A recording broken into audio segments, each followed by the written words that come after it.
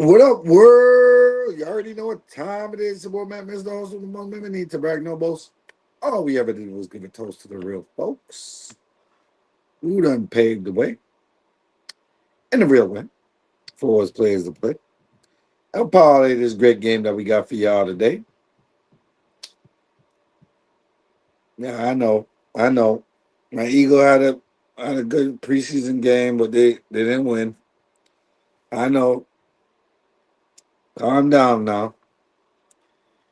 There's only niggas fighting for a roster spot that was playing. You know what I'm saying? Don't act like it's all good. You know what I'm saying? It's Mr. Rogers gonna shit up on my neighborhood.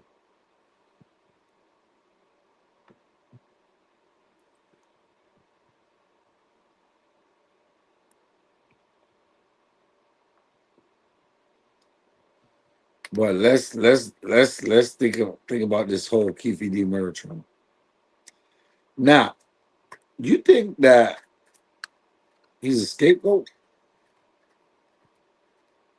Think about it.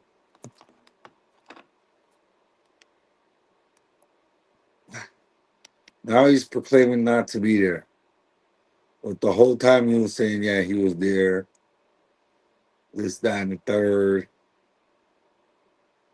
And what I observed was that he wasn't really there at all. Maybe it was a whole ruse to keep him involved with the case. But I don't believe he was really there that night, man. You know?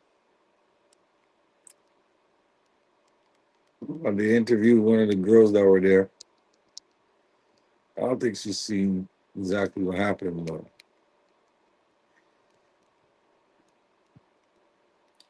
she doesn't recall seeing the likes of Keefe D there. And it really makes you think, what is this trial really about? 30 years later, they want to say that they got somebody for killing Tupac.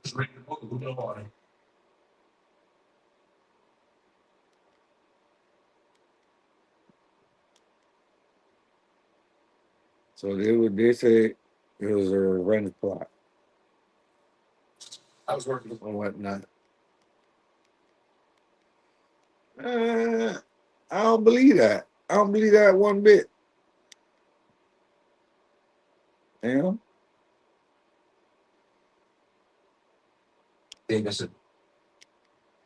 But we're gonna go through it. And we're gonna see what actually transpired that night.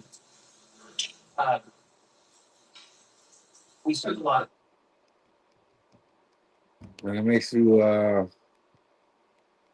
look at this whole trial as a farce, you know? How could this be a real trial? When one, all they have is hearsay. They don't have the murder weapon. They don't have an eyewitness. What do they really have? Taxpayer money. You're using the taxpayers' money, man. I go hold you. This shit's crazy.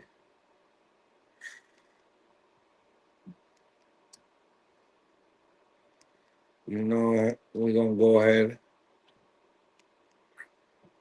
and check out the opening statements.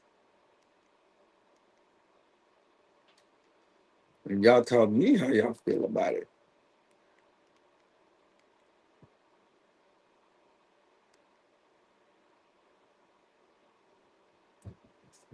Fair use, fair use. This our time is on this.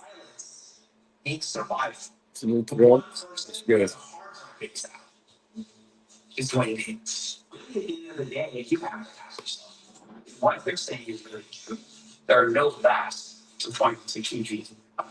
Day one, the trial of Dwayne Keefe D. Davis, the only man charge of murder of Tupac Shakur is in the books. We're going to recap the biggest moments from opening statements, which lay out what we can expect from each side, to the start of witness testimony. This is a case almost 30 years in the making, and it's just begun.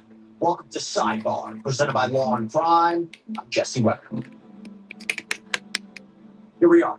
After almost 30 years, day one of the murder trial for the only person ever criminally charged in connection with the killing of Tupac Shakur.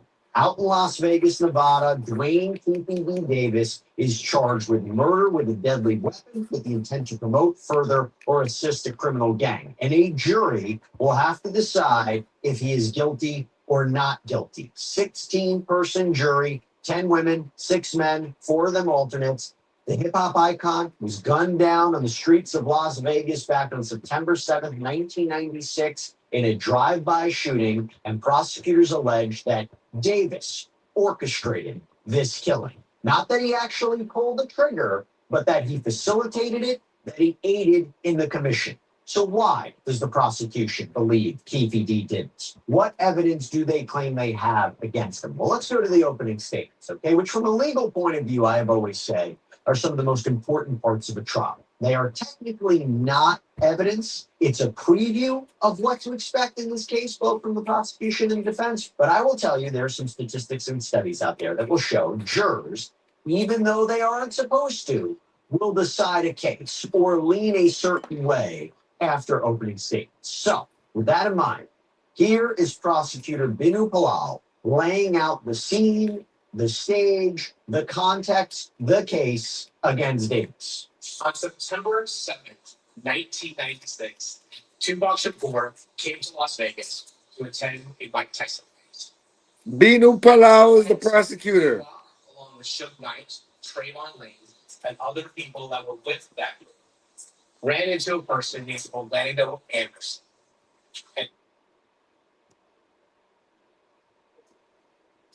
Who would have thought a nigga named Binu Palau would be the prosecutor? Binu Palau, nigga? Binu Palau.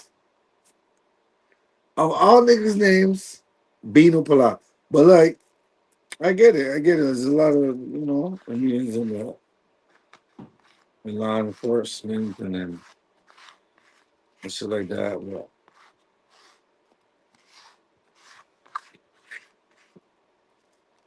my times have changed, man. Let's see if we can get some justice for Tupac.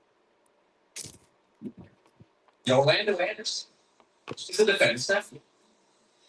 And when they encountered Orlando Anderson sitting by himself, they attacked him. That attack was captured on video. During those 2.5 hours, you will learn that the defendant was escalating and planning the retribution for the beating of his beloved nephew. Now, let's be clear. Dwayne Davis did not pull the trigger. But what he did do was plan the retaliation for the beating of his nephew. You will learn that Dwayne Davis got the gun. You will learn that he got into a white Cadillac. You will learn when the opportunity presented itself for retribution, Dwayne Davis made sure that the shooters were armed and ready to execute them. One of the connections that Dwayne Davis gets through his association with Vincent Martin is with Sean Puffy Combs, who was then CEO of Bad Boy Entertainment. Sean Combs wanted some security when he came out to the West Coast. He was worried about Wildfire Hill.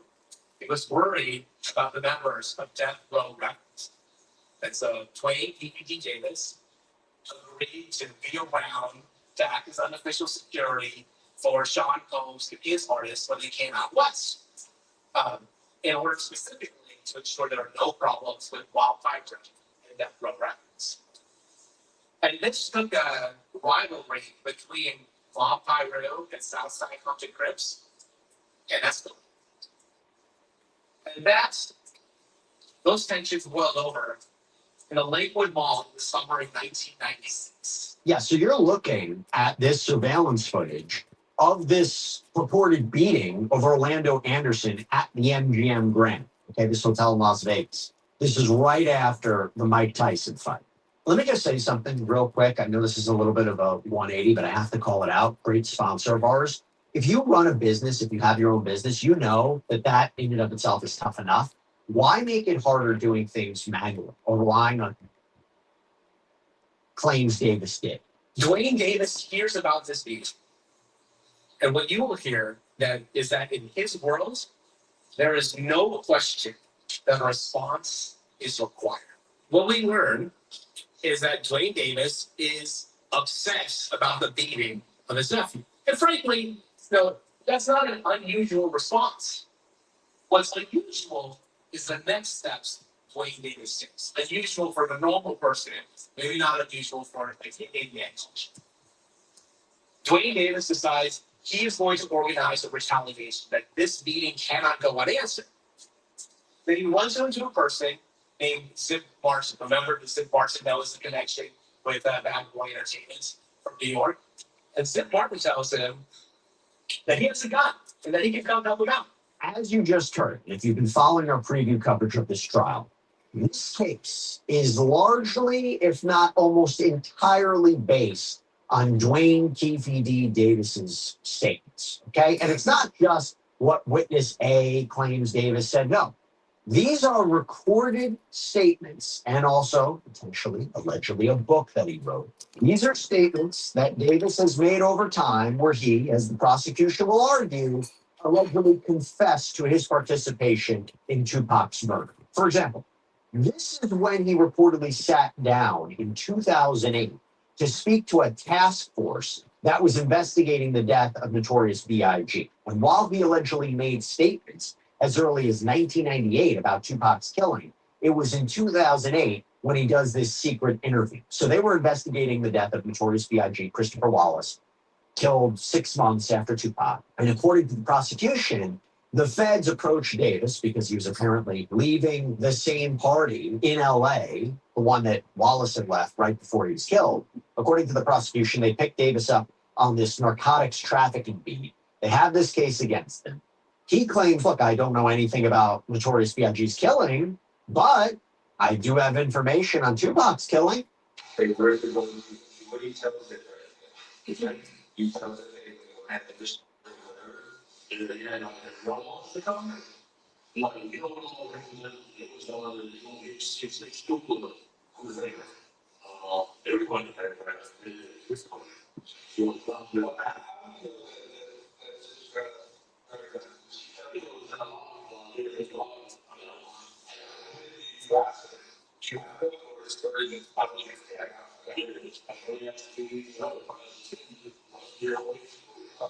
In case that wasn't clear, here's the prosecution explaining more alleged details about what Davis is accused of doing here. So later, Dwayne Davis organizes 2 vehicles to go over to the 662. Before that, he gets a gun from Zip Martin. And in that white Cadillac, before the shooting occurs, Dwayne Davis explains that the driver is Terrence T. Brown. In the rear driver's side is DeAndre Big Smith. In the rear passenger side is Orlando Bailey Anderson. And Dwayne Davis himself, is in the front passenger side. And this is how Dwayne Davis explains the murder of Tupac ShMurda. And this is Keefe D, Mr. Davis, seemingly explaining himself how this all went down. people which were right there that we check on the arm, a long way to the arm. He come back in and go, he changed corner. Like, hey, you turn the blood, maybe he's on the internet. He's going inside, check every car, see what they do. So when I see your attention, there was some girl shouting at Tupac. Tupac, he gave us all away. Hold on, let me get all away. You know, and I'm like,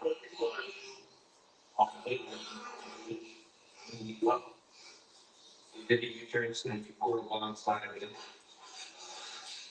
in the car, but you already has done the done player stuff. Like, and that's I would have to watch one of them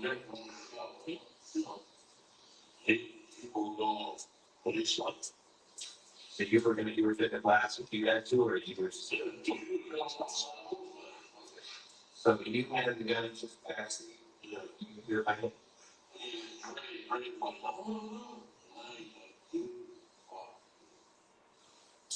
So what you hear Dwayne Davis admit that as they see Tupac Shakur and Shiv Knight driving to Clemson Stone, Dwayne Davis, along with Terrence Frank, DeAndre Smith, Owen Wilson, decide to make a U-turn, confront Tupac Shakur and Shiv Knight. Dwayne Davis has the firearms, he got from Eric Barnes at Parkers, and he passes it to the back. Dwayne Davis says that if they were on his side, Tupac Shakur and Shiv Knight were on his side of the vehicle,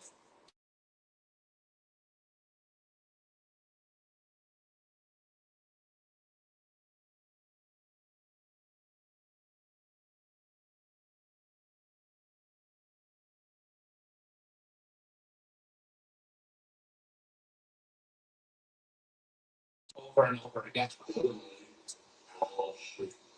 okay, when you start blasting, you say it should move over to CPU. You look right at it.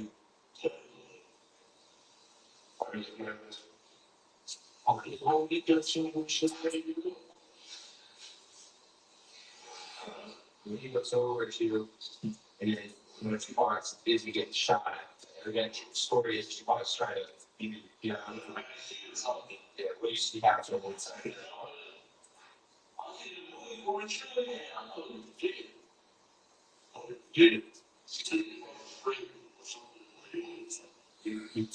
You blast over this damn way.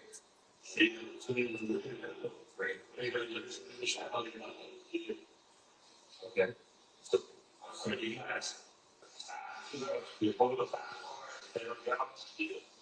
muy going pensando que se va a incluir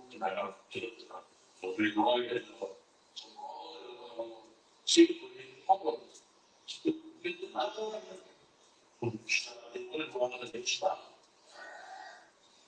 I remember the next week.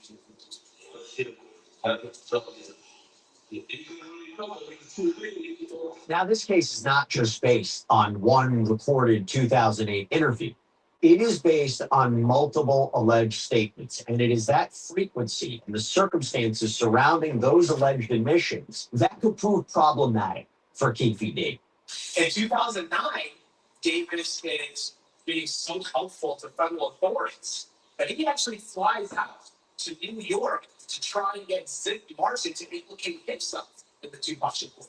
Zip Martin at that time was dying of cancer, was highly gay, and really did not engage with Dwayne Davis.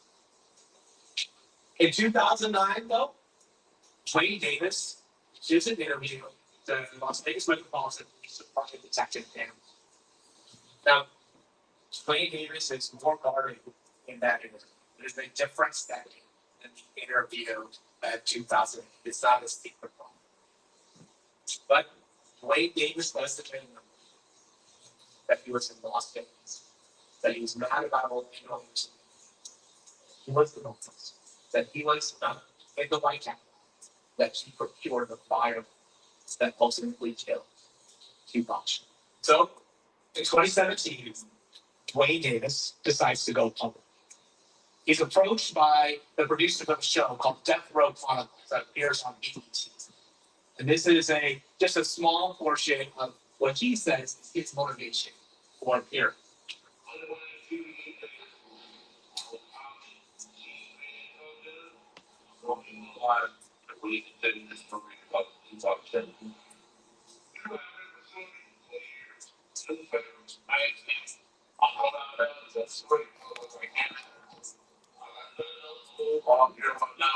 Remarkably, in 2019, Dwayne Davis then decides he's going to publish his own book.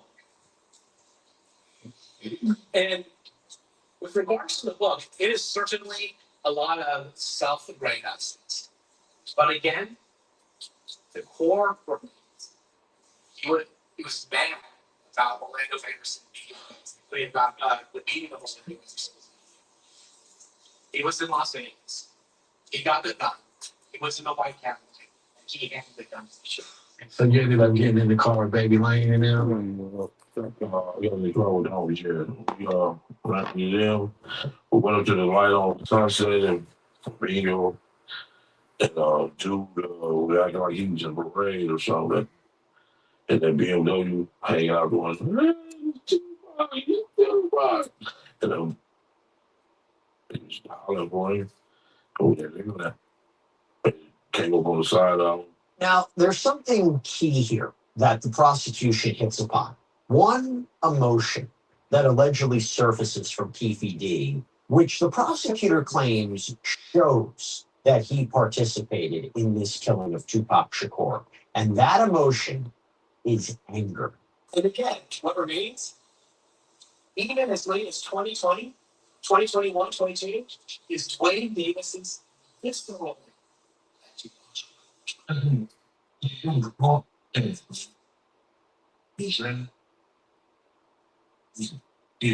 why you're saying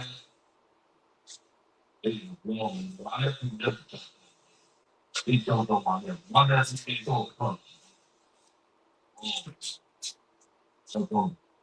28 years later, that is the visceral anger that Dwayne Davis had for Tupac. It did it in 2.5 hours. He took care of what he thought was the proper response. And 28 years later, he still is angry about what Tupac did. On September 7, 1996, Tupac Shakur publicly, on camera, participated in a humiliating beating of Dwayne Davis's nephew, Orlando Anderson. Dwayne Davis knew that in his world, that required a response. And over the years, in private interviews, public statements, and even in private calls, Dwayne Davis has repeatedly told us over and over again about the anger that he felt and his own role in the revenge drive-by shooting of Tupac Shakur. And now, nearly 30 years later, we're going to ask you to finally hold Dwayne Davis accountable. Thank you. So those are the key moments from the prosecution's opening statement. Remember, they have the burden of proof. They have to prove this case beyond a reasonable doubt. And as you notice, they spend almost all the time on the alleged statements and alleged confessions of Dwayne Keefe D. Davis. And that is exactly what Keefe D's defense attorney, Michael Samp, focused on in his opening statement. At the end of the day, you have to ask yourself if what they're saying is really true or fiction. Fact or fiction. There are no facts to point to Keefe. Not one. Three themes here from the defense, as far as I can see, okay? One, there's no other evidence tying Keefe D to Tupac's killing. For example, the prosecution doesn't seem to have the murder weapon in this case. Two, No murder weapon. Investigation not complete. And three, you can't trust what Keefe D said, that he made it all up. LNMT reached out to him, talked about this, hey, Detective Long, we have the gun. And we've tested it, and that is back to what you're looking for in terms of the weapon that killed Tupac Shakur. Detective Long goes to LAPD, gets the gun, transports it back, gets it tested, and he comes out as not a match. LAPD tells him after, he gave you a fake gun to test you out. But you will also learn, as out of all those people in that room, not one person verifies what TPD tells them. And the FBI, the gold standard of investigation in our country, did not go out and follow up on what was said. And one of the things the state showed you was a picture of a car. It indicated there were 4 individuals in that car. And he told me that at some point, 3 of those individuals are dead, and TP's the only one that's remaining. But at the time that he gives his statement to the task force in 2008, there's another individual that's still alive. They never interviewed that individual to verify if that information was true. Why not? Because the FBI just fell asleep, that the LNP just didn't care. Keefe was never charged for any of what he said during that time period. And it's because they knew he was full of crap. Otherwise, they wouldn't. Why wouldn't you? When Detective Wong comes back to Las Vegas, he goes and he talks it over with the Clark County District Attorney's Office. You know what happened then? They didn't charge the case either. And in 2009, ask yourself the reason why that is. It's because they just didn't care about Tupac Shakur or his life, or it's because they looked into it and realized we can't verify this information. We don't believe this to be true. And you'll notice if you watch this entire defense opening, or even during the course of this case, the defense spent a lot of time criticizing the work of retired Las Vegas police detective Clifford Mock. And Mr. Mock goes to the grand jury. And in the grand jury, it's a secret proceeding, but it's there, the defense, isn't sitting like we are here. It's just the prosecutors, there's a panel of people called the grand jurors, and you have people come up and they testify under oath. And there's really no way for the defense to challenge any of that because it's done in secret. We don't really know about it. But in this particular case, Mr. Mogg is sworn to testify truthfully. And you know what Mr. Mogg does? He just reads pages of the book into the record. He doesn't do any more in terms of an investigation than read pages of a book into the record. He never documents in any of his efforts any verification of the book before he reads it into the record. He walks up, gets on the stand, and reads the book as if it's a gospel truth. What you're going to find out about Mr. Mogg is that he never wrote a report. So when he took over the case in 2017, all the way up until when he retired in 2023 and was in front of the grand jury, he never wrote a report. Not one time. Not like Detective Becker, and not like Detective Long, and not like any other police officer who does their job.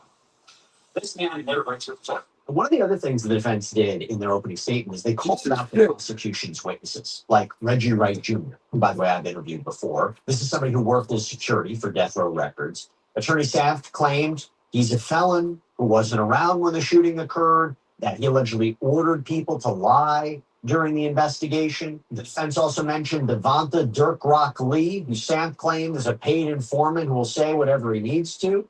Defense Attorney Saft also mentioned retired LAPD detective Greg Kading, that he allegedly stole the Tupac and Biggie case file for personal gain. Now, before we get into the testimony, just here's how the defense Attorney Saft, wrapped things up in his opening statement. What you're going to hear from witnesses that will testify to this is that Keefe D was known to do this. Otherwise, it's just that. And at the end of all time stood together, what you're going to find is that the state cannot prove Keefe beyond reasonable doubt. They claim that Keefe had anything to do with the first-degree murder with use of deadly weapon. There's no facts to that. Okay, so two different perspectives, two different opening statements. Let me go to witness testimony. I actually want to start with the second witness of the day. We'll get to the first, but the second witness called by the prosecution was Ingrid Stokes. She claims she was on the Las Vegas Strip that night, that she was in a car on the same street as Suge Knight and Tupac, that they were in their own car, and she was right there as the shooting happened. So this is what she said when being questioned by the prosecution. We were driving, hanging out in the convertible.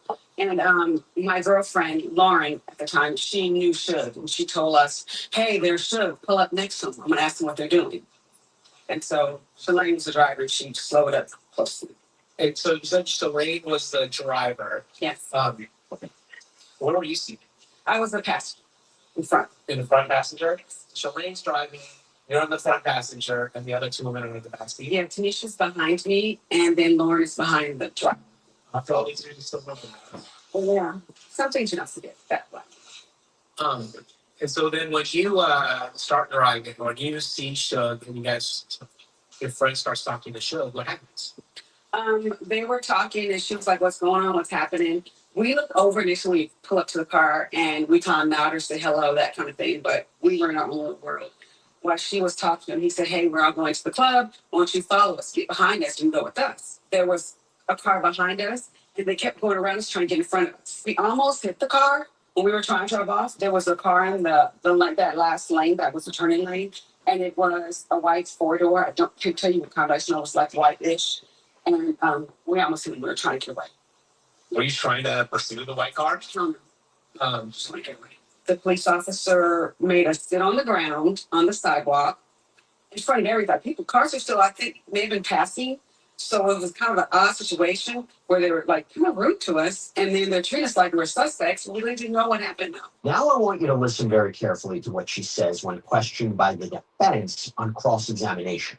When we pulled up on the side of him and she was talking to Shug, he was relaxed, like sitting in the sitting in the passenger seat.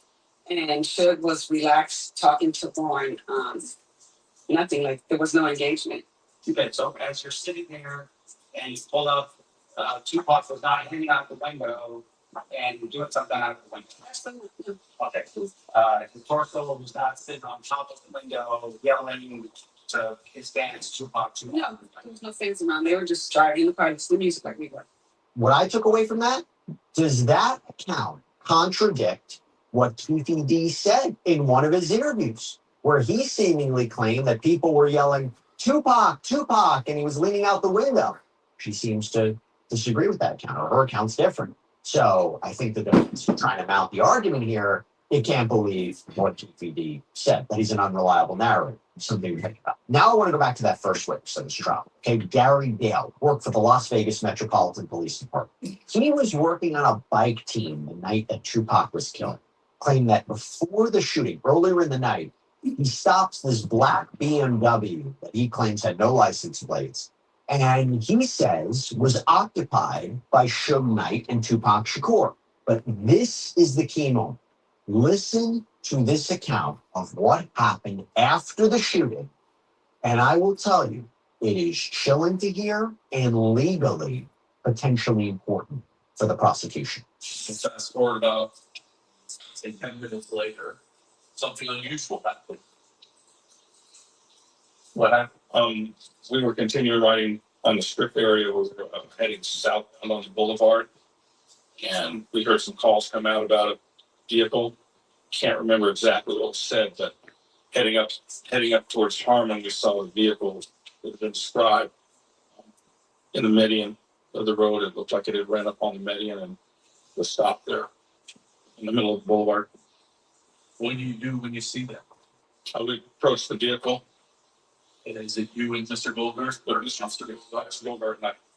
And do you see either of the two people that you saw earlier this week? Yes.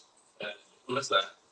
Marion Knight was outside of the vehicle, walking around, talking, and Tupac Shakur was being removed by EMS people. As Marion Knight is talking, do you recall anything he said? He was telling us to take care of Tupac Shakur. Any sort of communication. He was still talking, and I was trying to convince him to tell me the name of whoever his assailants were. And did he ever respond? Yes, he responded, no, we'll take care of it. Something like that. No, we'll take care of it. Something like that. Talk about that large gold chain you see in that photograph right there. The second time you came across Mr. Shakur, was he wearing that gold chain that's around his neck? No. So the thing that came into my mind, did Tupac Shakur secretly know who did this to him?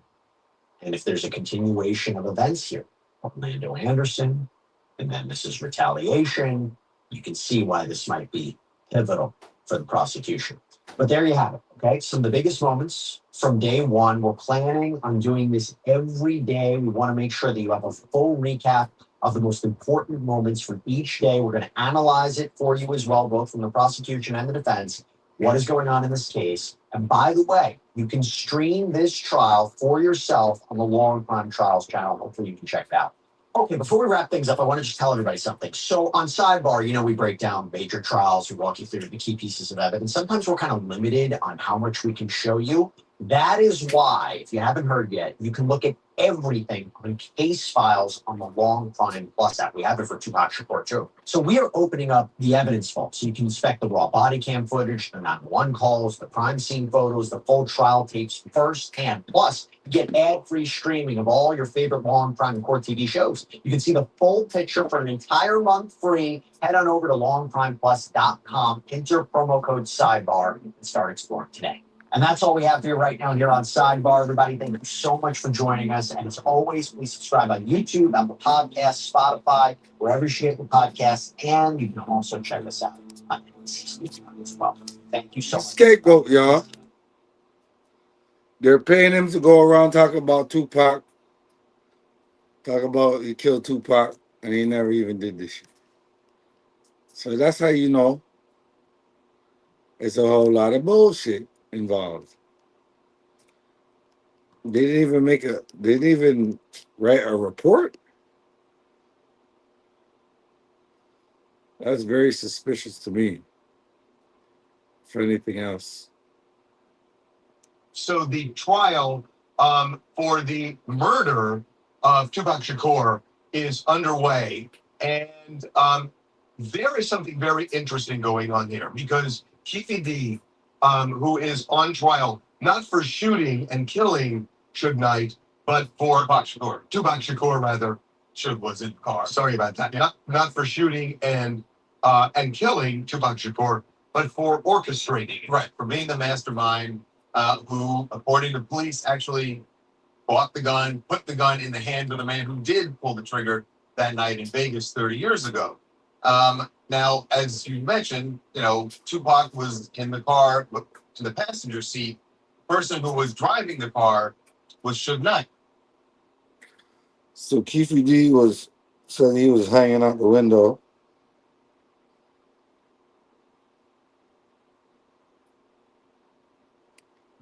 Homeboy was not hanging out the window.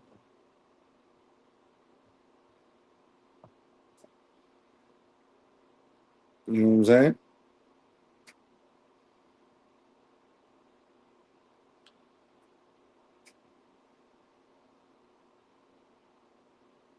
And the chick said he was listening to music like that. So were they mesmerized by Tupac? Or they were just following behind Suge? And then if they're just following behind Suge, why would Tupac be needing to stick his head out the window and shit like that? That's how you know it's a bunch of bullshit. He ain't getting prosecuted for this. He's gonna get off. What are they gonna say after that? Well, he's the last living person. Case closed. They're gonna wrap it up just like that.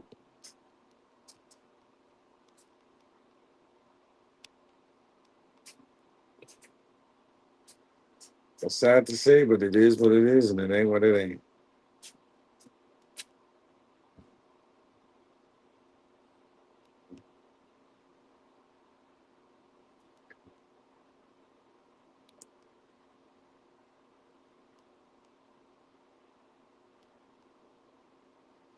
So You have seen the movie. the next thing that's gonna happen is they're gonna go through every video that he did, and they're gonna try to dissect him if he's lying or not.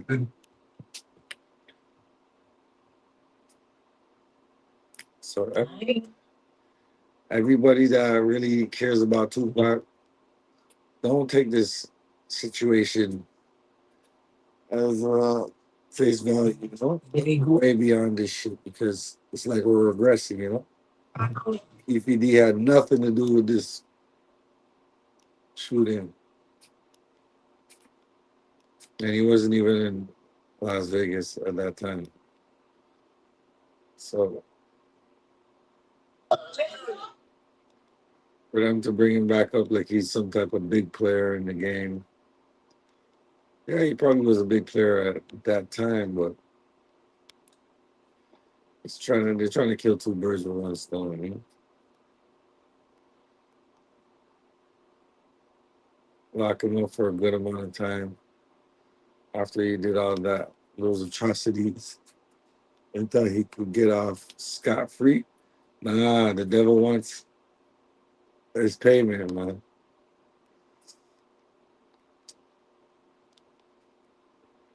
And shout out to J-Bo, man. Well, yo, he got caught 53 squares, bro. And 3 burners. He's done. He's done, bro. And I hope it ain't really like that. It's really like